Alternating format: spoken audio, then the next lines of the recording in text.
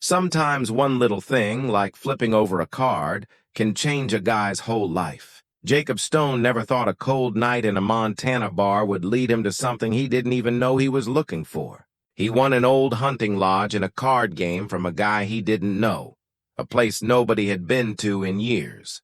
When he finally hiked up the mountain and pushed open the squeaky door, what he saw inside was amazing. There were old diaries, maps drawn by hand, and a locked box with secrets someone died to keep safe. The lodge wasn't just an empty house. It told the story of a man's whole life. And now some bad guys were coming to take what they thought belonged to them. What would Jacob do when he found out the truth? Okay, tell me where you're reading this from. And if you like this story, make sure to keep checking back, because tomorrow I've got something super cool to share. Jacob Stone had lived in Montana for almost 15 years. In all that time, he learned the mountains don't trick you. They don't make fake promises, and they don't care about your past. That was perfect for Jacob. He moved west after a war, after losing everything that mattered. His wife Mary died while giving birth to their baby. Their little girl only lived 3 days before she passed away, too. Jacob buried them both in Illinois, left the small farm they'd built, and never looked back. The army taught him how to track animals and people, how to live with nothing, and how to trust his gut. Those skills kept him alive in the wild, but the quiet of the mountains kept him from going crazy. He built a tiny cabin near the Bitterroot Mountains, trapped animals for fur in winter, hunted for mining camps in summer, and played cards when he needed stuff or just wanted to talk to people. Jacob was known around town as an honest guy, good with his hands and his gun, and someone who always kept his promises. People respected him. They also knew not to ask why a smart, educated guy chose to live alone in the mountains like a hermit. That December night in Bannock, Jacob stopped by the Silver Bell Saloon for a warm meal and maybe a card game to kill time. It had been snowing for 3 days straight, and even a guy who liked being alone needed a cozy fire he didn't have to build himself sometimes. The saloon was packed with miners and truck drivers stuck because of the storm, the air smoky from pipes and smelling like wet clothes and whiskey. Jacob sat at a corner table with 3 other guys, 2 miners he sort of knew, and a stranger who looked like he'd rather be anywhere else. The stranger was about 40, skinny and worn out, with tired eyes that showed he'd had a tough life. His hands shook a little as he dealt the cards, and Jacob saw his coat was all worn out at the elbows. They played a simple card game, 5-card draw. The 2 miners quit after a few rounds, happy to just watch and sip their drinks. That left Jacob and the stranger, and as the night went on, the stranger's pile of coins got smaller and smaller. Jacob wasn't cheating, he never did. But he could read the guy's face like he could read animal tracks in fresh snow. The stranger was betting like he had nothing left to lose. "I'm out of money," the stranger finally said, his voice rough and worn. He looked at his last few bucks, then at Jacob. "But I've got something else to bet. Land." Jacob put down his cards. "I don't want land. It's a lodge," the stranger went on, pulling a folded paper from his coat pocket. "Up in the mountains north of here. Built strong with good wood. Been in my family for 20 years. He put the paper on the table, and Jacob saw it was a real deed, signed and stamped. The name on it was Samuel Blackwood. "Why would you bet something like that?" Jacob asked.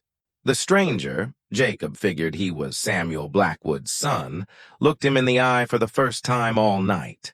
"Because if I don't, I'll lose it anyway. At least this way, it goes to someone who might like it."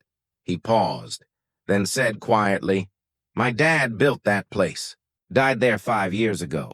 I can't go back, and I can't sell it to just anybody." Something in his voice caught Jacob's ear.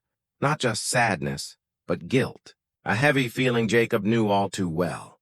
"Your dad," Jacob said carefully. "How'd he die?" "They said it was an accident. A fall." Henry Blackwood looked at his cards. "But I know it wasn't. Some guys wanted what he had, what he found." He looked up, his eyes sharp now. "If you win, know that lodge has more than just furniture. My dad was hiding something worth killing for, it seems." The noise of the saloon seemed to disappear around them. Jacob studied Henry Blackwood, thinking about the warning, the weird offer, and the story that clearly had more to it. "And if I lose?" Jacob asked. "Then I'll have enough money to leave this place and never come back," Henry said.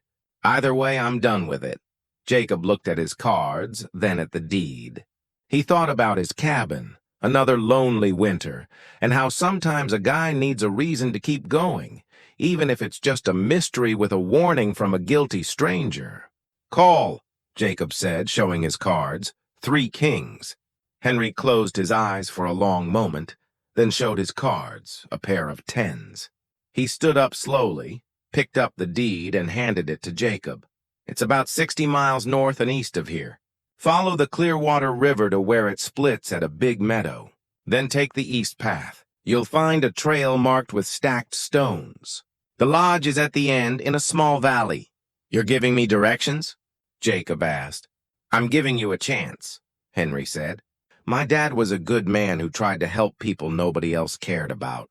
If you're the kind of guy I think you are, you'll get it when you get there." He grabbed his coat from the chair. "One more thing. If a guy named Garrett Moss asks about the lodge, don't trust him. Don't believe a word he says." Before Jacob could ask more, Henry Blackwood walked out into the snowstorm and vanished. Jacob sat there a long time, holding the deed, wondering what he'd just won and why it felt less like luck and more like fate had dealt him a hand he couldn't back away from. 3 days later, when the storm cleared and the sky turned bright blue, Jacob packed his bags, loaded his mule, and headed north. The deed to Blackwood Lodge felt heavy in his pocket. Heavier than a piece of paper should. Whatever was waiting at the end of that trail, mystery, danger, or just an empty house full of memories, Jacob figured he'd rather face it than spend another winter wondering. The trip took 4 days through wild, lonely country. He followed the Clearwater River like Henry said, found the meadow where it split, and took the east path. On the second day, he saw stacked stones marking a trail that climbed into higher mountains. The forest got thicker, the quiet deeper. Jacob saw signs of elk and wolves, but no people had been this way in months. On the 4th afternoon, the trail opened into a small valley between 3 ridges. There, tucked among tall pines and catching the southern sun, was the lodge. Jacob stopped his horse and just stared. It was bigger than he expected, made of huge logs carefully put together. The roof was steep to keep snow off, and a wide porch wrapped around the front. The windows were shuttered, the door closed. A stone chimney stood at one end, and next to the lodge was a smaller building, maybe a shed or stable. The place looked strong and well-made, but also empty. Snow covered the porch with no tracks or smoke to show anyone was there. Jacob felt a mix of excitement and sadness as he got off his horse. Someone had loved building this place, had dreamed of a life here, then died, leaving it alone. He tied his horse and mule to a porch post and climbed the 3 steps to the door. The wood was old but solid. Jacob tried the handle, locked. He found a key under a stone near the door, right where a smart person would hide it. The lock made a rough sound as it turned. Jacob pushed the door open and the hinges creaked. He stood at the entrance for a moment, letting his eyes get used to the dark inside, then stepped in. The inside took his breath away. This wasn't a rough trapper's shack. It was a home. The main room was big with a stone fireplace on one wall. Furniture was set up neatly, a sturdy table with 4 chairs, a desk by the window, bookshelves along the walls, and 2 comfy chairs by the fire. Everything was covered in dust from years of being untouched, but under the dust, Jacob saw quality. The furniture was handmade but well-crafted. The books on the shelves were real books, not the cheap stories you'd find in mining camps. A woven rug lay by the fireplace, faded but still pretty. Jacob walked slowly through the room, his boots leaving tracks in the dust. The kitchen had good iron pots and pans. A ladder led to a sleeping loft upstairs. Through a doorway, he found a small room with a bed and a trunk. Everything was tidy, waiting, as if Samuel Blackwood had just stepped out for the day and would be back any minute. But it was the desk that really caught Jacob's eye. Papers were stacked on it, held down by a smooth river stone. A pen and ink bottle sat nearby, along with a row of leather diaries, their covers worn from use. Jacob walked to the desk slowly, feeling like he was snooping even though he owned the place. He picked up the first diary, opened it carefully, and read the first page, written in a clear, strong hand. April 15th, 1845. I'm starting this diary not because I think my life is so special, but because these mountains deserve someone to tell their story. I built my lodge in this valley to live in peace, far from the lies and troubles of the world. Here, a guy can be honest with himself and the world. I call this place Blackwood Lodge, and I hope it's a safe place. Jacob read those words twice, feeling something warm in his chest. He got what Samuel was saying. He'd come to the mountains for the same reasons, to heal, to hide, to find peace. He spent the rest of the day exploring the lodge and its land, bringing in his supplies, and starting a fire in the big fireplace. The chimney worked perfectly, and soon the cold room started to warm up.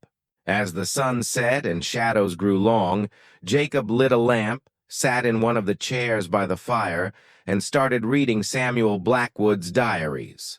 The words pulled him in right away. Samuel wrote like a smart guy who'd learned to live on his own terms. He described building the lodge, hunting, trapping, the changing seasons, and meetings with animals or rare travelers. But under all that, Jacob felt something else, a deep loneliness, a sadness Samuel never named, but that showed in every word. As the fire died down and the night got darker, Jacob read about Samuel's life in this valley. Slowly, without meaning to, he started to feel connected to a man he'd never met, a guy who'd been dead for 5 years but whose spirit still filled the lodge like a quiet ghost. Tomorrow, Jacob decided he'd read more. He'd try to figure out what Samuel was protecting, what secret his son couldn't face, and why a guy named Garrett Moss couldn't be trusted. For tonight, though, Jacob just sat by the fire in a dead man's house and felt something he hadn't felt in 15 years. He felt like he might have found a reason to stay. Jacob spent the first week at Blackwood Lodge, getting used to a routine that felt both familiar and new. He cleaned up the dust, stacked firewood, fixed a loose shutter, and hunted for fresh meat. During the day, he worked with his hands, making the lodge usable again. At night, he sat by the fire and read Samuel's diaries, going through them year by year. Samuel's early writing was hopeful, almost happy. He wrote about the joy of building something himself, the tons of animals to hunt, and the beauty of the seasons. But as years went by, his tone changed. He started writing about trips deeper into the mountains, adventures that kept him away from the lodge for days. He wrote less about daily life and more about something he was searching for, though he never said exactly what. On the 7th night, reading by lamplight, Jacob found the first big clue. The entry was from September 1847, and Samuel's writing looked rushed, excited. I found it! After 3 years of looking, I found what the old maps hinted at. The spot is far away, hard to reach, but it's everything I hoped. I can't write details here, it's too dangerous. But I made my own map to find my way back. Tomorrow, I start the careful work of recording and protecting it. This changes everything.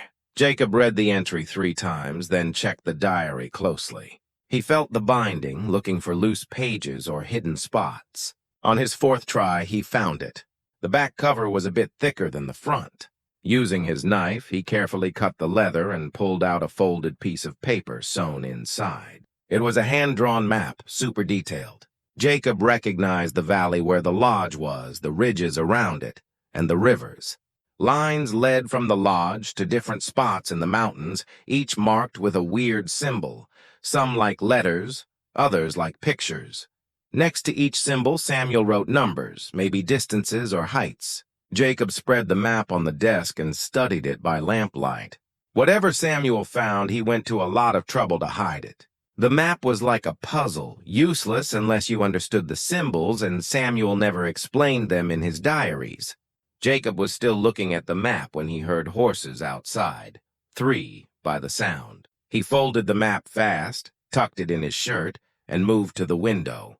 Through a gap in the shutters, he saw 3 men get off their horses near the porch. They didn't look like trappers or hunters.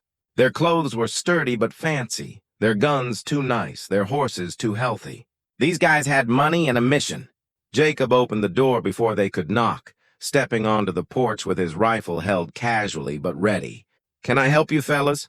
The guy in front was tall, broad-shouldered, about 50, with gray hair and cold blue eyes. He looked at Jacob like he was sizing up a problem. The 2 guys behind him were younger, tougher, the kind who got paid to back up guys like the one in front. "You must be the guy who won this place from Henry Blackwood," the tall man said. His voice was smooth like a teacher, but with a sharp edge. "I'm Garrett Moss. These mountains are my turf, and I like to know who's moving in." So this was the guy Henry warned about. Jacob kept his face blank. "Jacob Stone.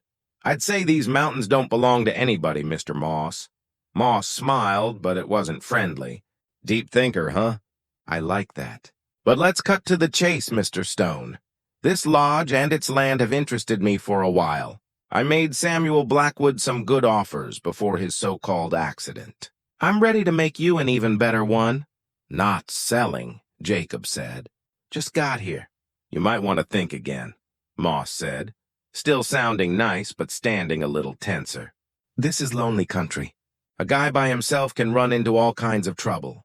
Accidents, fights, you name it. It'd be safer and make you more money to take my offer and find somewhere else to live." "That sounds almost like a threat," Jacob said quietly. "A warning," Moss corrected. "I'm trying to help. See, Samuel Blackwood didn't just own this lodge. He found something valuable in these mountains. He wouldn't share it, and look what happened to him. I'd hate for you to end up the same way." Jacob felt a chill in his stomach. The hint was clear. Henry Blackwood said his dad's death was an accident. "Henry Blackwood's a drunk and a coward who ran away instead of facing the truth," Moss said, his nice tone cracking to show something harder. "His dad was a stubborn fool who died protecting something that should have been shared. I've spent 5 years searching these mountains. I've put in money and time, and I'll find what Samuel hid with or without this lodge." "Then I guess you don't need the lodge," Jacob said. "Or me." Moss stared at him for a long moment, thinking hard behind those cold eyes. Finally, he nodded slowly. "Think about my offer, Mr. Stone. You've got 3 days. After that, I can't promise you'll be safe out here. Accidents happen." He turned and walked to his horse, then looked back. "Oh, and if you find anything interesting in that lodge, maps, papers, diaries, I'll pay good money for them." Jacob didn't answer, just stood on the porch and watched the 3 men ride away. He waited until they were gone, then went inside and locked the door. His hands were steady, but his mind was racing. Moss's visit proved what Henry hinted at. Samuel Blackwood found something, hid it, and died for it. And now Moss thought Jacob had not just the lodge, but a secret worth killing for. Jacob pulled out the map and looked at it with new urgency. Whatever Samuel found was valuable enough for Moss to spend 5 years searching, and maybe to murder for.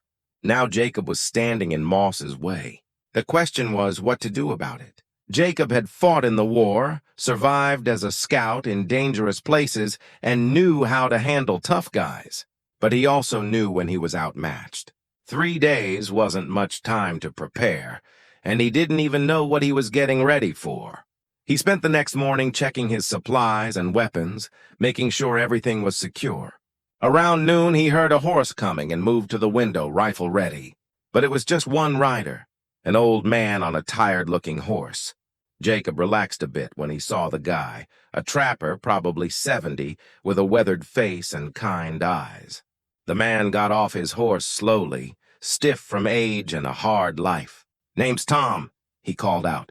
"Tom Weathers. I trap west of here. Saw Moss and his guys heading down the mountain yesterday. Thought I'd check on the new owner and see if you need a friendly face." Jacob stepped onto the porch, keeping the rifle. "Jacob Stone, you know Moss?" "Know of him?" Tom said, pulling a pipe from his pocket. "He's a mining guy. Started in California, came north when the gold ran out. Been working claims here for 8 years. Smart, mean, and has friends in high places. can make trouble for people he doesn't like. He threatened me, Jacob said. Tom nodded, not surprised. He threatened Samuel, too. Difference is, Samuel was here 20 years and had friends. You're new, alone, and nobody knows you yet. He lit his pipe and puffed. Can I be honest? I'd like that. Moss thinks Samuel found gold or silver in these mountains. Maybe he did, maybe not. But Samuel got real quiet in his last years. Stopped talking to folks, wouldn't say where he went on his trips. Then he ends up dead at the bottom of a cliff and everyone calls it an accident. But nobody who knew Samuel believed it. He was too careful, too good in these mountains. And nobody did anything? Tom shrugged. No proof, no witnesses, and Moss has connections. The sheriff didn't want to chase it without evidence. He paused, looking at Jacob. You staying? Haven't decided, Jacob admitted. But I don't like being pushed out. That's what I thought from looking at you, Tom said, smiling a bit. Military guy, right? Scout, mostly? Jacob nodded. Good. You'll need those skills if you stay. Tom's face got serious. Whatever Samuel found, whatever he was protecting, Moss won't stop until he gets it or someone stops him for good. You should know that before you decide. Jacob thought about the map hidden in his shirt, Samuel's diaries, and the careful way a dead man hid something he thought was worth dying for. He thought about Henry's guilty face and his warning about trust. And he thought about how he'd spent 15 years running from his own pain, living, but not really alive. Thanks for the heads up, Jacob said, and for stopping by. It's nice to know there's at least one honest guy around here. Tom grinned. Don't give me too much credit. I'm mostly just nosy and hate bullies. He turned to leave, then stopped. One more thing, if you need help, I'm about 8 miles west, following the creek. Look for the cabin with the red door. You can't miss it. And if you hear shooting, well, that means Moss got impatient. I'll remember that, Jacob said. After Tom left, Jacob went back inside and pulled out Samuel's diaries again.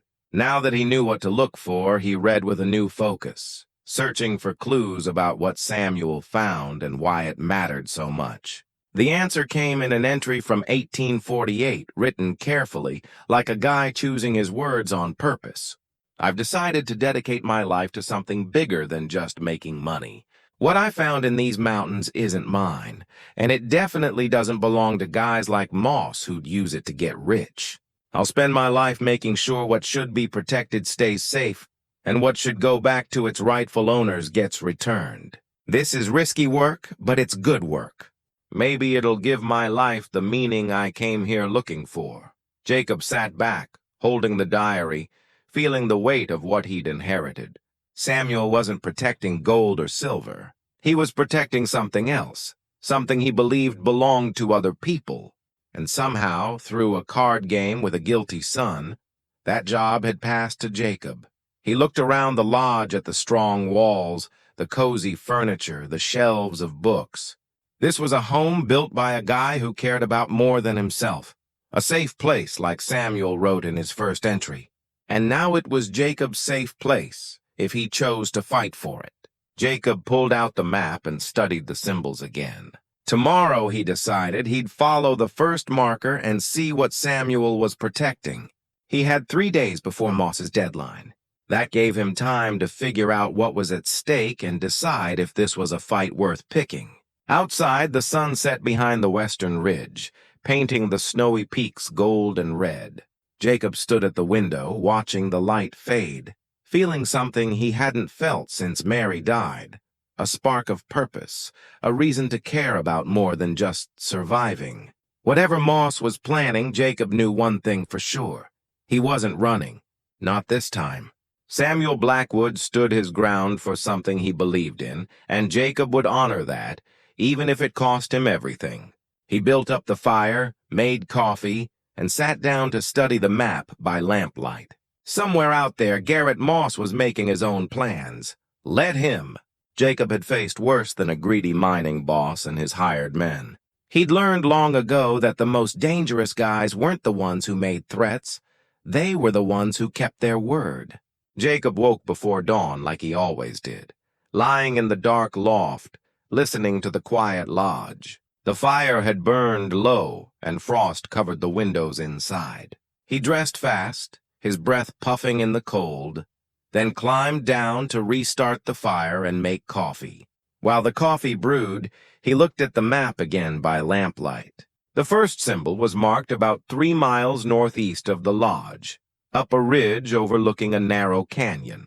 The symbol was a mix of lines and curves that meant nothing to Jacob, but Samuel marked it clearly, and the path looked doable on foot. Jacob packed light: rifle bullets, dried meat, hard bread, water, rope, and the map.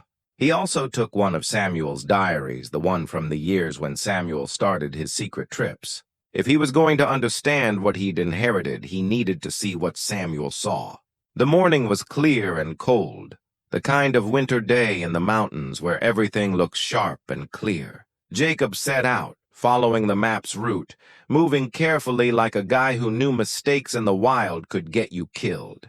He saw tracks in the snow, deer, elk, a mountain lion that passed by at night, but no human tracks except his own. The ground got steeper as he climbed, and by mid-morning he was picking his way up a ridge thick with pine trees. He stopped now and then to check the map, making sure he was on Samuel's path. The old trapper had drawn it perfectly. Every landmark was exactly where it should be. Around noon, Jacob reached the spot he thought Samuel marked. It was a small clearing on the ridge with a view of the canyon below and peaks in the distance. At first he saw nothing special, just trees, snow, and rocks. But then he noticed the trees. 3 old pines stood in a rough triangle, and on each trunk, about chest high, were carved marks. Not random scratches, but symbols that matched some on Samuel's map. Jacob walked to the nearest tree and touched the carving. It was old, worn by years of weather, but clearly done on purpose. He checked the other 2 trees and found similar carvings, each a bit different, but part of the same set. Samuel had marked this place, but why? Jacob looked around more carefully, searching for anything that might explain it. That's when he saw a pile of rocks, half hidden by snow and branches near one of the pines. Jacob cleared the snow and found a small, weatherproof stack of stones like a tiny vault. His heart beat faster as he pulled the stones away. Under them was a bundle wrapped in canvas, still in good shape.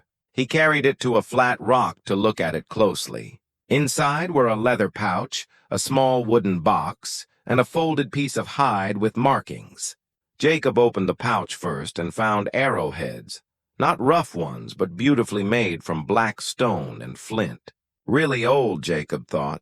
The wooden box had more items: carved bone tools, stone tools, bits of pottery, all carefully wrapped.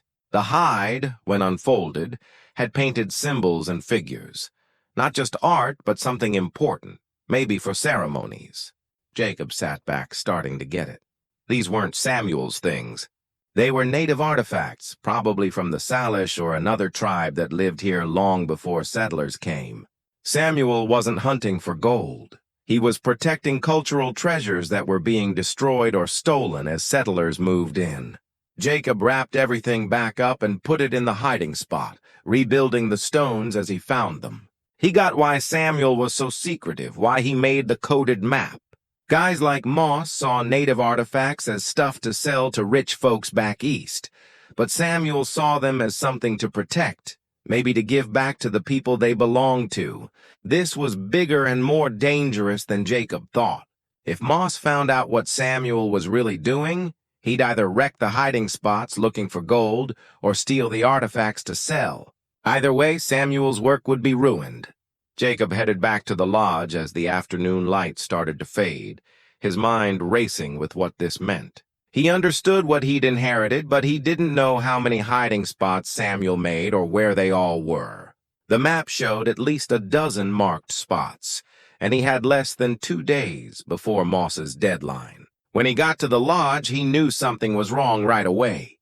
The door was slightly open, even though he'd locked it before leaving. He approached carefully, rifle ready, and pushed the door open with his boot. Inside, someone had searched the place, not trashed it, but looked carefully for something specific. Desk drawers were open, papers scattered. Bookshelves had been checked, books pulled out and put back messily. Even the kitchen had been poked through. Jacob checked the loft and found the same. His bedroll moved, his pack emptied and repacked. They'd been thorough but didn't break anything. This was a search, not a scare tactic. Jacob knew Moss was behind it, but the question was whether they found what they wanted. The map was safe, he'd taken it with him. But Samuel's diaries were still on the desk, and Jacob checked them now. They were all there, but someone had flipped through them, probably looking for clear clues about locations or treasures. The message was clear. Moss knew Jacob had Samuel's records and wanted him to know there was no privacy or safety as long as he stayed. It was another way to say leaving was easier than fighting. Jacob built up the fire and made coffee, forcing himself to stay calm despite the invasion. He needed help, not muscle since he could fight if needed, but information. He needed to know more about Samuel's mission, the area, and who might be allies. Old Tom had offered help, but Jacob didn't want to put an old trapper in danger. Still, Tom knew these mountains and their history. He might know something about Samuel's work, might help Jacob understand what he was protecting. As Jacob was thinking, he heard another horse coming. He moved to the window expecting Moss or his men, but it was a woman riding alone, dressed in practical trail clothes. She was about 35, with dark hair pulled back and a smart, alert look. She got off her horse near the porch and called out, "Mr. Stone, I'm Sarah Brennan. I want to talk about Henry Blackwood." Jacob opened the door, rifle still in hand, but pointed down. "You know Henry?" "Known him since we were kids," she said. Her voice was steady, like someone educated. "I'm the postmistress in Bannock. Henry stopped by before he left town. He asked me to give something to whoever won the lodge if they seemed like they'd get it." She pulled an envelope from her coat. "He said if you were still here after a week, it meant you were staying and deserved to know the whole story." Jacob stepped back. "Come in, Miss Brennan." She walked in, looking around the lodge like she'd been there before. "I visited a few times when Samuel was alive. He was nice to me, traded deer meat for books from the post office." She handed Jacob the envelope. "Henry was supposed to give you this right away, but he chickened out. He asked me to make sure you got it if he couldn't do it himself." Jacob opened the envelope and found a single sheet of paper in Henry's shaky handwriting. The letter was short but heavy with truth. "To whoever owns Blackwood Lodge now, I'm a coward and a terrible son. My dad was protecting something important, something bigger than money or land. Garrett Moss wanted what my dad found, and I was too weak to stand with him. I told Moss things I shouldn't have, thinking I could make peace. Instead, I led Moss to my dad. I didn't know Moss would kill him, but that's no excuse for betraying him. I lost the lodge in that card game on purpose, Mr. Stone. I'd been watching you, asking around. You're a good guy, careful, someone who might finish what my dad started. I'm giving you what I couldn't protect. Please do better than I did. The symbols on my dad's map. Some are Salish tribal markers. A woman named Sarah Brennan can help you understand them. She knows more than she should, but you can trust her. I'm sorry for the burden I'm putting on you, but I can't carry it anymore. Henry Blackwood." Jacob read the letter twice, then looked at Sarah Brennan. She met his eyes without backing down. "You know what Samuel was doing?" he asked. "I had a guess," she said. Samuel was smart, curious, respectful. He learned some Salish language from traders. Started to see this land was sacred to people who were here before us. He never told me straight out what he was doing, but I pieced it together over time." She paused. "Henry's letter is right. I can help you understand the symbols if you want." Jacob studied her, trying to figure out if she was honest. She seemed straightforward and not scared, which meant something. "Why would you help?" "This could be dangerous." "Because Samuel was one of the few settlers who cared about saving something instead of just taking," she said simply. "And because someone's got to stand up to guys like Moss, or they'll own everything and everyone around here." Jacob made a decision. He pulled out Samuel's map and spread it on the desk. "These symbols, can you read them?" Sarah leaned over and looked at the map, her finger tracing some marks. "Some of them. This one means sacred ground. This one means burial place. This one shows direction." She looked up. "Samuel was mapping native sites and hiding their artifacts to keep them safe." Jacob nodded. I found a hiding spot today. Arrowheads, tools, ceremonial stuff, to keep it from being stolen or destroyed. Sarah finished. That was Samuel, always trying to make things right. She looked closer at the map. There are at least 12 spots marked here. That's years of work. And Moss wants this map, Jacob said. He thinks it leads to gold or silver. Let him think that, Sarah said. The truth is worth more than gold to the people these things belong to. She met Jacob's eyes again. I can help you find these hiding spots and understand what Samuel was protecting, but we'd need to move fast. If Moss is pushing you, he won't wait long. Jacob thought about her offer. He'd been alone for 15 years, trusting only himself. But Samuel's mission was too big for one guy, especially one who didn't know the area or the culture. Sarah seemed capable and committed, and Henry's letter backed her up, despite his other mistakes. Okay, Jacob said, but you need to know Moss gave me 3 days. We're down to 2. This could get dangerous quick. I've lived in the frontier my whole life, Sarah said. I know dangerous, and I'm not scared of Garrett Moss. Jacob folded the map carefully. Then we start tomorrow at first light. There's a canyon spot that looks reachable. We'll check it, see what's there, and start figuring out Samuel's whole plan. Sarah nodded. I'll bring supplies and meet you here at dawn. She moved to the door, then turned back. Mr. Stone, Henry was right about you. Samuel would have liked you taking over this place. He always said the mountains send the right person when the time's right. After she left, Jacob sat by the fire and thought about luck and fate. A card game with a desperate guy, a warning from an old trapper, a letter from a guilty son, an offer from a woman who understood symbols and meaning. It all felt like pieces moving on a game board, lining up in a pattern he couldn't quite see yet. He pulled out his knife and started carving a hidden spot in the desk to hide Samuel's map and diaries when he was away. Samuel had been careful, but not careful enough. Jacob wouldn't make that mistake. As he worked, he thought about what Tom said, that Samuel was too skilled to just fall and die. And now Henry's letter confirmed it. Moss killed Samuel, and Henry's weakness helped make it happen. Jacob knew guilt. He'd carried it for 15 years, since burying his wife and daughter. The guilt of surviving when they didn't, of choosing to live alone instead of facing the pain of caring again. Maybe that's why Henry picked him. Not just because Jacob was capable or honest, but because he understood what it's like to fail someone you love. When the hidden spot was done, Jacob hid the map and key diaries inside, then disguised the opening.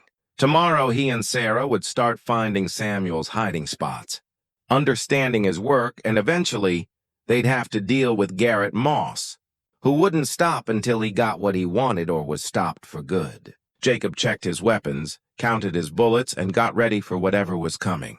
He'd made his choice. The lodge was his safe place now, and Samuel's mission was his responsibility. He wouldn't run or give up. Some things were worth fighting for, even if you'd spent years thinking nothing mattered enough to care about. Samuel Blackwood cared, and now, against all odds, after 15 years alone, Jacob Stone found he cared too. Sarah showed up just as the first light hit the eastern peaks, riding a strong gray horse and leading a mule packed with supplies. Jacob was already outside, having spent the last hour checking gear and studying the map by lantern light. He'd picked their next spot, marked about 5 miles southeast in a canyon Samuel visited often, according to his diaries. "You're ready," Sarah said, getting off her horse and tying it next to Jacob's. "Learned long ago that being ready stops trouble," Jacob said. He showed her the route he planned. Samuel's diaries say this canyon has water all year and was used by the Salish as a seasonal camp. If he followed the same pattern as the first hiding spot, there should be artifacts hidden somewhere safe. Sarah looked at the map, then pulled a small notebook from her saddlebag. "I wrote down some notes last night about Samuel's symbols. This one here," she pointed to a mark near the canyon, "means a place where people gather.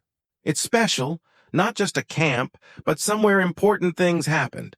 They set out together, moving steadily through the cold morning. Jacob noticed Sarah was good in the wild, her movements quick and her senses sharp. She rode like someone who'd spent a lot of time in rough country, not like a town lady pretending to be adventurous. As they traveled, Sarah told him more about Samuel. He came here in the 1840s when settlers first arrived. Most guys were looking for gold or land, but Samuel seemed to want something else, maybe peace or distance from whatever he left behind. Did he ever talk about his past? Jacob asked. Not really, but once I saw him with a small picture, a woman and a kid, maybe native. He hit it quick when he saw me looking. She paused. I always wondered if that's why he cared so much about protecting native sites. Maybe he lost someone tied to this land. Jacob thought about the grief he'd carried for 15 years, how it pushed him to hide in the mountains. If Samuel lost family, especially family tied to the Salish, it would explain his dedication. Love and loss could drive a guy harder than any dream of getting rich. They reached the canyon by mid-morning. It was a beautiful spot, protected from bad weather by high walls, with a clear stream and plenty of trees. Jacob could see why it'd be a gathering place. There were signs of animals everywhere, deer, elk, even bear tracks from last fall. Samuel's map shows the hiding spot near a split boulder, Jacob said, scanning the canyon. They found it after 20 minutes, a huge granite rock cracked in half, probably from old frost, with a narrow gap between. The gap was just wide enough to squeeze through, leading to a small hidden space behind the rock. Inside, Jacob found another hiding spot, bigger than the first. There were more pottery pieces, carefully wrapped stone tools, leather with beadwork still intact, and something else. A bundle wrapped in painted hide with symbols that made Sarah gasp when she saw them. That's a prayer bundle, she said quietly, almost like it was holy. Used in healing ceremonies. I've only seen drawings in books. For Samuel to find this and hide it, it must have been in danger of being lost or stolen. Jacob carefully put everything back as he found it, understanding they weren't just saving objects, they were saving a people's history, their spiritual ways, their tie to this land. It made Samuel's work and what Jacob was continuing feel even bigger. As they got ready to leave the canyon, Sarah spoke again. Can I ask you something personal? You can ask, Jacob said, not promising an answer. Why'd you really stay? Most guys would have taken Moss's offer and left. This isn't your fight, and you don't owe Samuel anything. Jacob was quiet, checking his horse's saddle to buy time. Finally, he said, I spent 15 years just getting by, not really living, just surviving day to day, not caring about much beyond food and the next winter. When I read Samuel's diaries, saw what he was trying to do, I saw something I recognized. He found a purpose bigger than himself, a reason to matter. I guess I wanted to see if I could find that too. Sarah nodded like that made sense. Henry told me you lost your wife and kid. I'm sorry. I lost my husband 6 years ago to a fever. I couldn't save him, just had to watch. After that, I got why people leave, why they go to the mountains and don't come back. But you stayed in town, Jacob said. Someone had to run the post office, she said with a small smile. And I learned work helps. Being useful helps. Maybe that's what Samuel learned too. They rode back to the lodge, both quiet, thinking their own thoughts. Jacob was starting to see why Henry trusted Sarah. She had the same qualities as Samuel, the ability to care about things beyond herself, to see meaning in saving something, not just taking. They were about 2 miles from the lodge when Jacob saw tracks, fresh horse prints, at least 4, heading toward the lodge. He raised his hand, signaling Sarah to stop, and got off to look closer. How recent? Sarah asked quietly. Last 2 hours, Jacob said. They're ahead of us, going to the lodge. They moved the last mile carefully, leaving the horses tied a 1/4 mile out and going on foot. Through the trees, Jacob saw the lodge, and his worst fears came true. 4 horses were tied near the porch, and he could see men moving inside through the windows. Moss, Sarah whispered. Jacob nodded. They'd left at dawn to avoid being seen, but somehow Moss knew they were gone, meaning he was watching the lodge, probably had someone nearby. The search Jacob found yesterday wasn't the end. It was prep for this. They watched from the trees as Moss and 3 men came out of the lodge. Even from far away, Jacob could see Moss looked mad. They hadn't found the map or diaries. Those were safe in Jacob's hidden spot. But the invasion of his space, the constant pressure, made Jacob's jaw tighten. Moss stood on the porch, looking around like he expected Jacob to appear. Then he said something to his men. One pulled out a knife and cut through Jacob's supply sacks hanging from the porch, spilling flour and beans on the ground. Another kicked over the woodpile Jacob had stacked. It was petty, meant to send a message. Finally, Moss got on his horse, but before leaving, he nailed a paper to the lodge door with his knife. Then the 4 men rode off, heading back down the mountain. Jacob and Sarah waited 30 minutes after the horses faded before going to the lodge. Jacob pulled the knife and paper from the door and read Moss's note, written in angry, bold letters. "Stone, your time's up. I'm filing a legal claim on this property with the territorial court, saying I have mineral rights and your deed's no good. You'll be ordered off in 30 days or forced out. Leave now and save yourself trouble. This is your last warning. G. Moss." Jacob handed the note to Sarah, who read it and shook her head. "He's bluffing about the legal claim.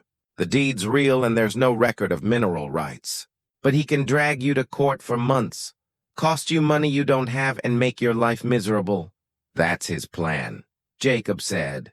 "He wants me to leave because forcing me out legally is tricky. But if I stay, he'll use every trick he's got. Legal stuff, scare tactics, maybe worse." Sarah looked at the ruined supplies, the scattered wood, the mess. "This is getting worse. What'll you do?" Jacob was quiet for a moment, then said, "I'm going to keep doing what Samuel did. Find the hiding spots, protect them, and figure out what Samuel's big plan was. I don't think he was just hiding stuff. He had a goal. I need to understand it." They spent the afternoon cleaning up the mess and securing the lodge. Sarah helped restock supplies and fix what was broken. As they worked, Jacob noticed something new. A small photo tucked into Samuel's shaving mirror, half hidden behind the glass. He pulled it out carefully and saw a faded picture from maybe 25 years ago. A younger Samuel stood next to a native woman, both holding a small child. The woman was beautiful, with long dark hair and a gentle smile. The kid was maybe 2 or 3. "That's what I saw," Sarah said softly, looking over his shoulder. The picture he hid so quick. Jacob flipped the photo and saw names written in Samuel's handwriting. Ayasha, Little Bird. Myself, 1849. "His family," Jacob said quietly. Sarah nodded. "That explains everything. Why he learned the language, why he cared so much, why he spent his life protecting their heritage. What happened to them?" Jacob wondered aloud. "Samuel never said," Sarah replied. "But since he was alone when I knew him, probably nothing good." Her voice carried the understanding of someone who'd lost loved ones, too. "Loss changes people, makes them want to protect what they couldn't save." Jacob put the photo back carefully, but the image stayed with him. Samuel wasn't just a good guy helping strangers. He was a husband and father who lost everything and spent his life honoring his wife's people. It made his mission personal in a way Jacob understood deeply. That evening, after Sarah went back to town, promising to return in 2 days with more info on the Salish symbols, Jacob sat by the fire and reread Samuel's diaries with new eyes. Now he saw the grief hidden in the careful words, the determination born from loss. In a diary from 1851, Samuel wrote, "Ayasha and Little Bird died of a fever that hit the Salish camps 3 winters ago. I tried everything to save them, but I couldn't. Now I'm alone, and the world feels emptier than I ever imagined. But I won't let my grief go to waste. I'll honor Ayasha's people by protecting what they hold sacred. It's the only way to keep her memory alive and give Little Bird's short life meaning. This is my promise to them." Jacob put down the diary and stared into the fire. Samuel's story was so much like his own. 2 men broken by losing their families, both escaping to the mountains, both looking for a reason to keep going. The difference was Samuel found his purpose, turning his grief into something meaningful. Jacob was just starting to see that same chance in front of him. He thought about Moss's threat, the legal battles and intimidation coming. He thought about the 12 spots on the map, the artifacts hidden and waiting. And he thought about Sarah's willingness to help, Tom's offer of friendship, and how being alone had kept him safe, but also kept him from living. Samuel wrote in his last entries about hoping someone would continue his work. Henry chose Jacob for that role, seeing in him the honor and determination needed, the ability to care about something bigger. Now Jacob had to decide if he was worthy of that trust. The fire burned low, and Jacob added more wood, watching the flames grow. Outside, the wind whistled around the lodge, the sound of winter settling in the mountains. Tomorrow would bring new challenges: Moss's pressure, legal threats, and the work of finding Samuel's hiding spots. But tonight, Jacob felt connected to something bigger than survival. Samuel's mission was his mission now. Ayesha and Little Bird, gone for decades, deserved to have their heritage protected. The Salish people, still living on this sacred land, deserved to have their history saved. Jacob pulled out a blank diary he found in the lodge and opened it to the first page.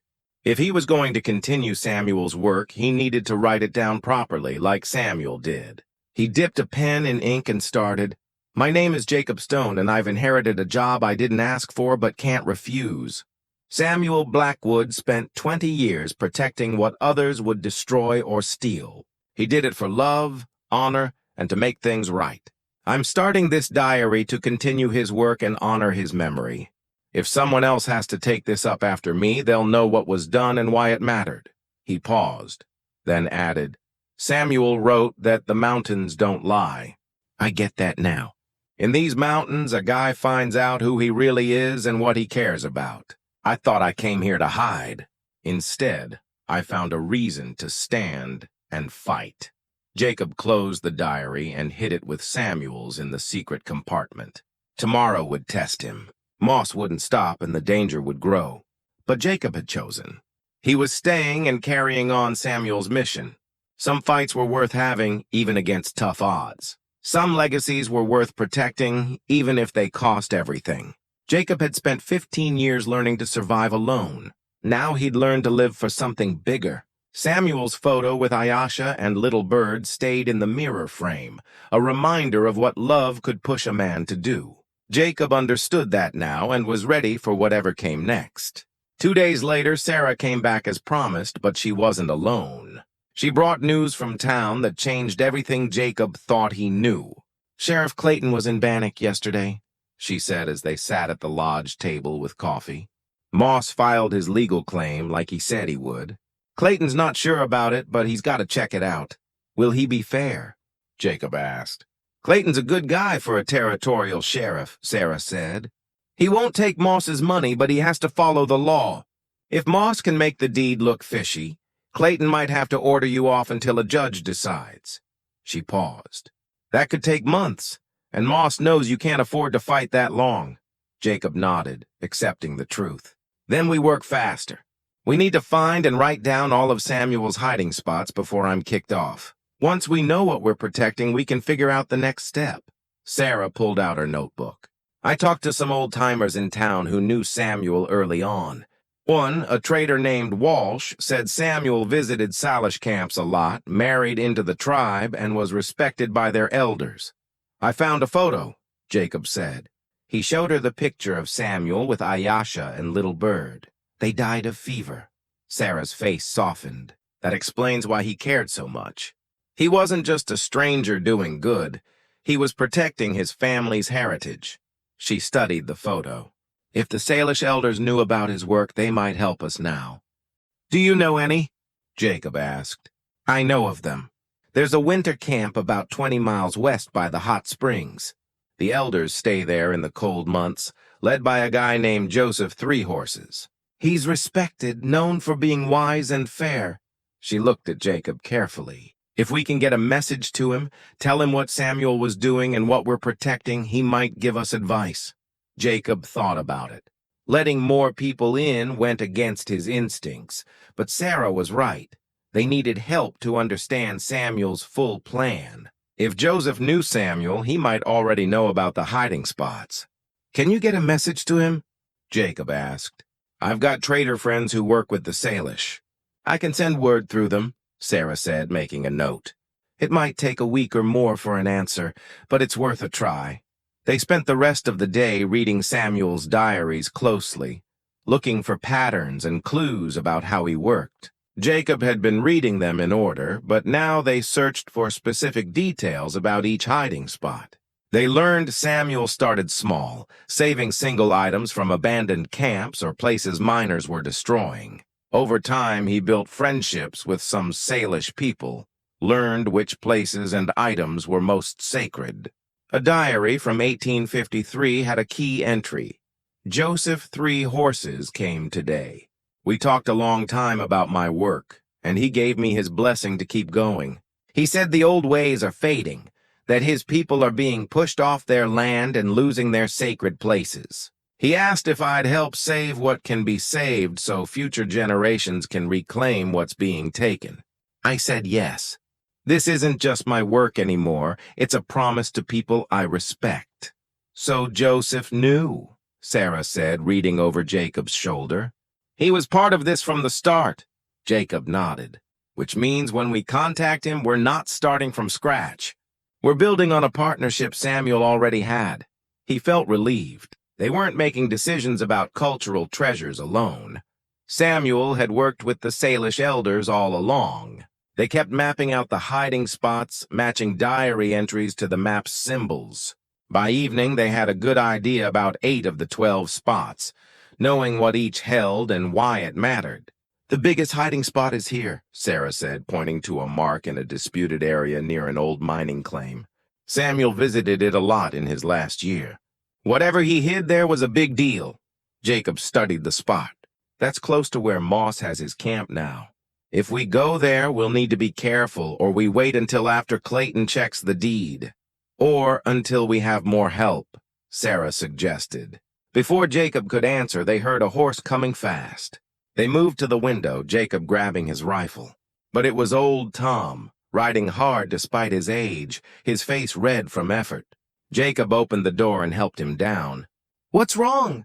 Moss, Tom gasped, catching his breath. He's been asking around town about you, your past, where you're from, if you've got any legal trouble. He's trying to find dirt to mess up your claim to this place. Sarah and Jacob looked at each other. What kind of dirt? Jacob asked. Everything, where you're from, how you got here, if you've got any old problems. He's also talking to rough guys from the mining camps, guys who'll work cheap and don't ask questions. Tom took the water Sarah offered. I think he's planning something bigger than the legal claim. He's getting ready to force you out any way he can. Jacob felt the situation getting clearer. Moss wasn't just using threats and legal tricks. He was preparing for violence, gathering men and info to justify whatever he did next. The polite warnings were done. Now the real danger was coming. How much time do we have? Jacob asked. Days, maybe a week at most, Tom said, looking around the lodge. You should think about leaving, son. This place isn't worth your life. It's not about the place, Jacob said quietly. It's about what Samuel was protecting. I'm not running. Tom studied him for a long moment, then nodded. Figured you'd say that. You've got the same stubborn look Samuel had near the end. Okay, if you're staying, you'll need help. I know a few good guys around here who don't like Moss's ways. I can spread the word. I don't want anyone hurt because of me, Jacob said. Too late for that, Tom replied. Moss has been bullying people for years. Some folks are ready to push back if they've got someone worth following. He looked at Sarah. You still helping him? I am, Sarah said firmly. Then you both need to know what's coming. Moss doesn't bluff and he doesn't forgive. If he moves against you, it won't be sneaky or legal. He'll bring enough guys to crush any fight and he'll cover it up with his connections. Jacob appreciated Tom's honesty. What would you do if you were me? Tom thought, then said, I'd finish Samuel's work as fast as I could. Write down everything, secure what needs securing, and make sure even if Moss takes the lodge, he doesn't get what he's after. Then I'd tell the right people what Samuel was doing and why it matters. That way, even if you lose the battle, you win the war. It was good advice. Jacob looked at Sarah. How fast can you get word to Joseph Three Horses? I'll leave tonight, go straight to the traders I know, she said. If they reach the winter camp quick, we might hear back in 4 or 5 days. Do it, Jacob said. Tell them we need help now, not later. Say Samuel's work is in danger of being lost or stolen, and we need advice on how to protect it right. After Tom and Sarah left, Jacob spent the evening preparing. He organized Samuel's diaries by year, marking the most important parts. He made copies of the map, hiding the original and keeping a copy with him.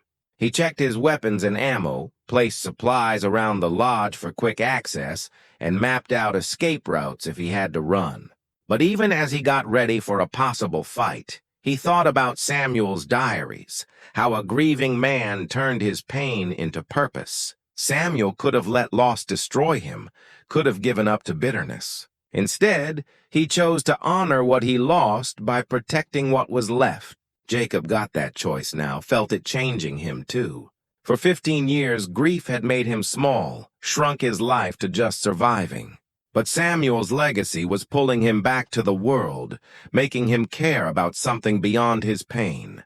There was a knock at the door, gentle but firm. Jacob grabbed his rifle and checked the window, then relaxed a bit when he saw Sarah. She'd come back. I thought you were leaving tonight, he said, opening the door. I am. But first, I wanted to make sure you know something. She stepped inside, and in the lamplight, Jacob saw worry in her eyes. Tom's right about the danger. Moss can do awful things. You don't have to do this, Jacob. You could leave, and nobody would judge you. I would, Jacob said simply. Sarah smiled sadly. I know. That's why I'm worried. She paused, then went on. My husband, before he died, used to say some guys spend their whole lives looking for a reason to matter. You found yours. I just hope it doesn't cost you everything.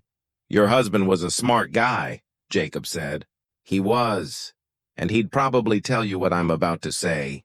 She looked him straight in the eye. Don't do this alone. Let people help. Let me help. What Samuel started, what you're continuing, it's bigger than one person. That's probably why Samuel worked with Joseph Three Horses to begin with. Jacob was quiet, then nodded. You're right. I've spent too long thinking I had to carry everything myself. He pointed to the diaries and maps on the table. This is too important to let pride or old habits mess it up. Good, Sarah said. She moved to the door, then turned back. 4 or 5 days. If Joseph answers, we'll have real help. Until then, be careful. And if it gets too dangerous, promise you'll get out. I promise I'll try, Jacob said, as honest as he could be. After Sarah left, Jacob sat at Samuel's desk, where he'd written his diaries, recording 20 years of careful work and quiet care. Jacob pulled out his own diary and added a new entry.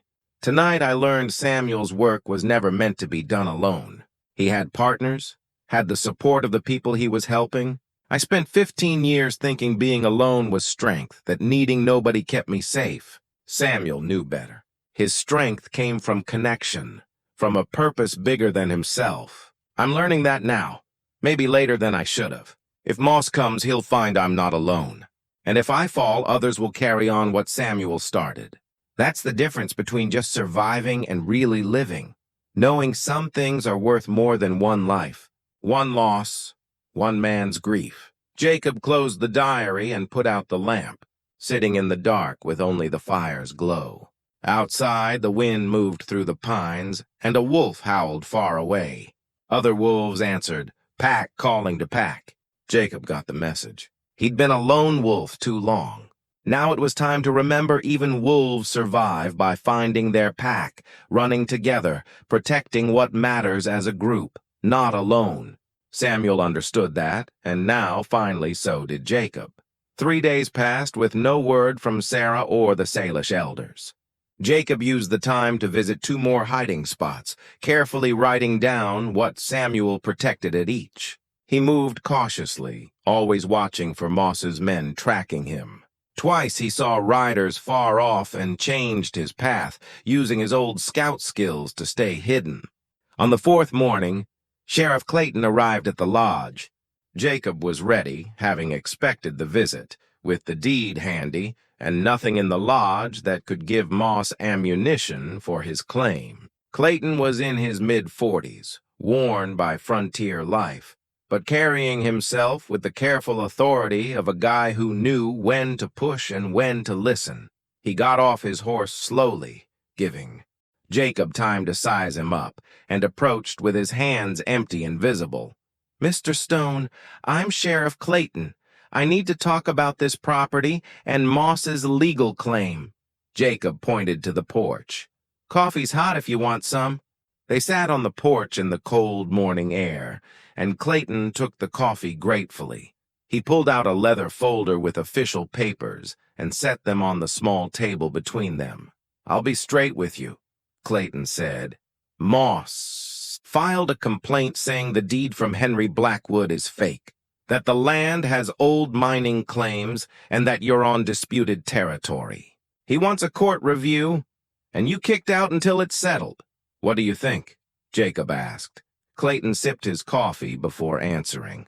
"I think Moss has wanted this land for years, and I think Samuel Blackwood's death wasn't an accident like people said. But thinking and proving are different. Your deed is real, filed right, signed, witnessed.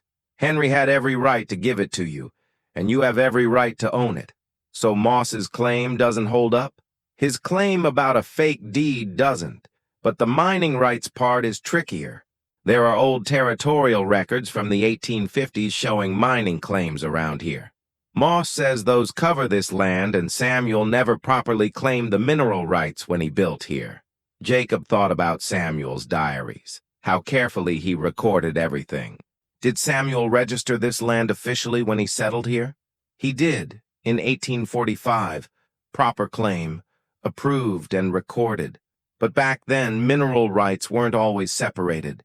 It's a legal gray area Moss is using. What happens now? Clayton set down his cup. "By law, I should order you off until a judge can review it. That's what Moss wants. But the nearest judge won't come through for at least 2 months, maybe more with bad weather." He paused, looking at Jacob. "I have some wiggle room, though. If I think the current owner has a legit claim and isn't a danger, I can let them stay until the review." "And do you think that?" Jacob asked. "I think you won this place fair and square, and Moss is using the law to bully you off land he wants for himself," Clayton said, his face hardening. "But you need to know something, Mr. Stone.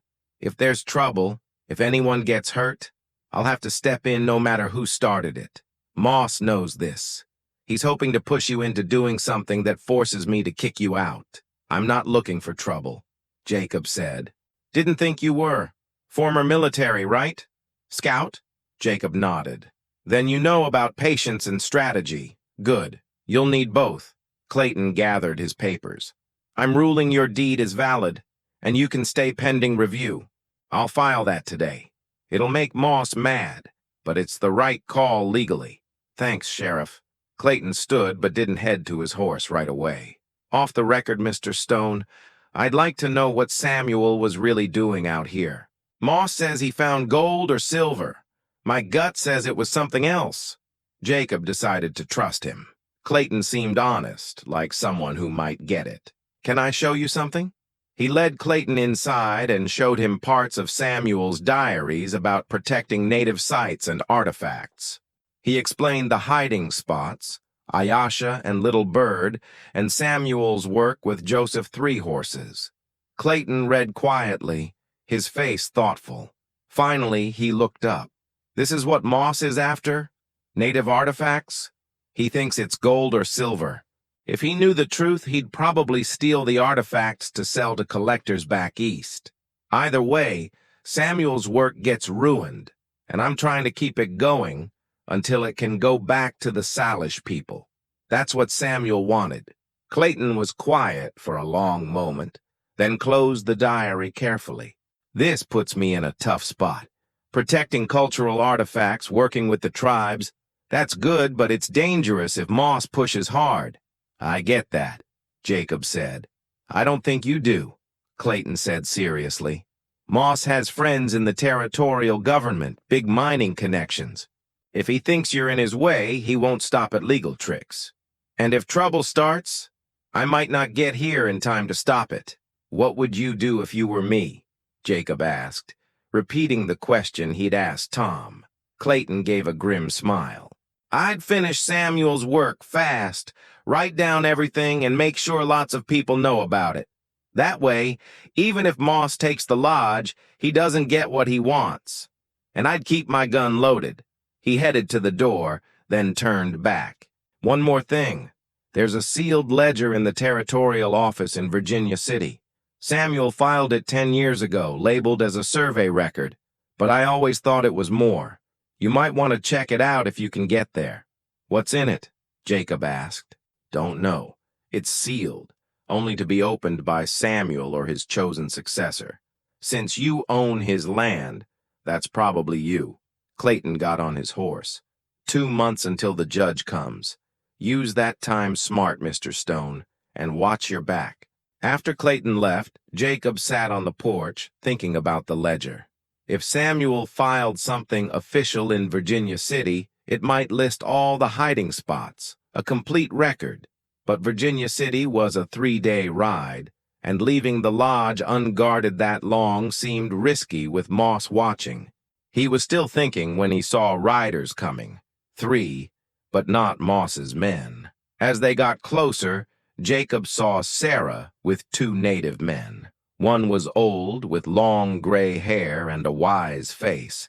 The other was younger, maybe 30, with the sharp look of a warrior. Sarah got off her horse quickly, looking excited and relieved. Jacob, this is Joseph 3 Horses and his grandson Running Deer. They came as soon as they got my message. Joseph got off his horse with slow dignity and studied Jacob for a long moment. Then he spoke in clear English with a slight accent. Sarah says you've taken up Samuel Blackwood's work, protecting what he protected. I'm trying to, Jacob said. Why? The question was direct, searching. Jacob thought, then answered honestly. Because he cared about it, because it deserves protecting, and because I needed a reason to care about something again. Joseph nodded like that was enough. Samuel was my friend. He married into our people, lost his family to sickness, and spent his life honoring them. His work was sacred. He paused. Show me what you've found. Jacob led them inside and laid out the map, diaries, and his notes on the hiding spots they'd found. Joseph looked at everything carefully, sometimes explaining symbols to Running Deer in their language. Finally, he looked at Jacob. You've done well. But the most important hiding spot is still out there. There's an item Samuel protected above all, a ceremonial headdress from a great chief of our people. It was thought lost when miners wrecked a burial site 20 years ago. Samuel found it and hid it where Moss and his men would never look. Joseph's face grew serious. This headdress stands for our people's leadership and old ways. Returning it would heal wounds that have hurt for 20 years. Where is it? Jacob asked. At the place where Samuel died, Joseph said quietly. At the old mining camp Moss uses now. Samuel went there 5 years ago to check on the headdress, to make sure it was safe. Moss followed him, demanded to know what he was hiding. When Samuel wouldn't tell, there was a fight. Samuel fell, or was pushed, and died protecting the hiding place. The room went quiet as everyone took that in. Finally, Sarah spoke. If the headdress is at Moss's camp, how can we get it? We must, Joseph said simply. It's the most important piece, the one that matters most to my people. Without it, Samuel's work isn't finished. Jacob studied the map, thinking like a scout. Does the map show exactly where it's hidden? Joseph looked at the mark near the old mining camp. Samuel was careful. It shows the general area, not the exact spot. He told me once he marked it with words only I'd understand. He said if something happened to him, I'd know where to look. What were the words? Jacob asked. Under the mountain's eye, where water meets stone, Joseph said sadly. But I've never figured it out. There are many mountains, water, and stones. Jacob flipped through Samuel's diaries, looking for those words. He found them in an entry from 5 years ago, one of Samuel's last. Today, I moved the headdress to its final hiding place. If I die and can't finish my mission, it's at the place where the mountain watches over the water's birth. Joseph will understand when the time comes. I hope that time never comes, but I know the risks I'm taking. The water's birth, Sarah said, thinking. A spring where water comes out of the ground. Running Deer spoke for the first time, his voice quiet but sure. There's a rock formation near the old camp that looks like an eye in the mountain's face. A spring flows from under it. Miners called it Devil's Eye, but our people always knew it as a sacred place. Joseph nodded slowly. Yes, that sounds like Samuel. Hiding something sacred in a place miners ruined but still has power. He looked at Jacob. Can you get there without Moss knowing? I can try, Jacob said, but it'll be risky. If he's got men watching, if he's guarding the area, then you'll need help, Joseph cut in. Running Deer and 2 other warriors will go with you.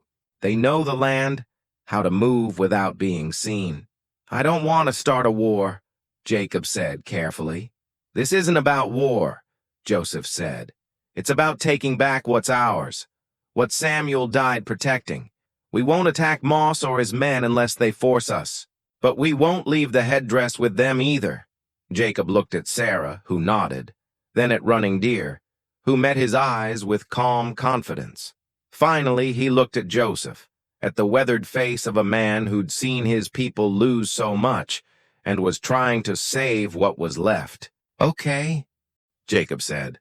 We do this carefully, quietly. We get the headdress and get out without a fight if we can.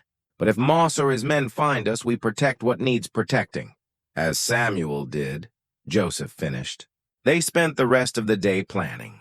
Running Deer drew the area around the old mining camp from memory, marking where Moss probably had men, the easiest approach, and where the Devil's Eye formation was. Jacob added his scouting know-how, while Sarah pointed out escape routes based on her knowledge of the land. By evening, they had a plan. They'd move at first light, coming from the east where the ground was tough but less watched. Running Deer and another warrior would scout ahead to make sure the path was clear. Jacob and a 3rd warrior would go to the Devil's Eye while Running Deer made a distraction if needed on the other side of the camp. It was risky, but it was their best shot. The more Jacob learned about the headdress and what it meant to Joseph's people, the more he understood why Samuel died for it. It wasn't just an object, it was a symbol of leadership, culture, and connection to ancestors. Losing it had hurt the Salish deeply. Getting it back would start healing that hurt. That night, Joseph and Running Deer camped near the lodge. Jacob offered them the house, but Joseph said, "We're good under the sky. The lodge is yours now, as it was Samuel's. We respect that." Before they settled in, Joseph approached Jacob on the porch.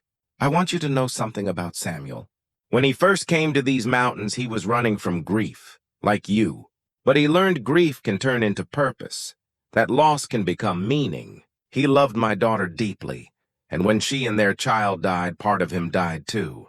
But the better part lived on and chose to honor them by protecting what was left." "Your daughter," Jacob said, understanding hitting him. "Ayasha was your daughter." "She was. And Little Bird was my granddaughter." Joseph's voice carried old pain, softened by time, but never gone. "Samuel became my son when he married Ayasha. When they died, I lost him for a while, too. But his grief found purpose, and in that purpose, he came back to me differently. We worked together to protect what matters, to save what the gold rush was destroying. I'm sorry for your loss," Jacob said. "And I'm sorry for yours," Joseph replied. "Sarah told me about your wife and child.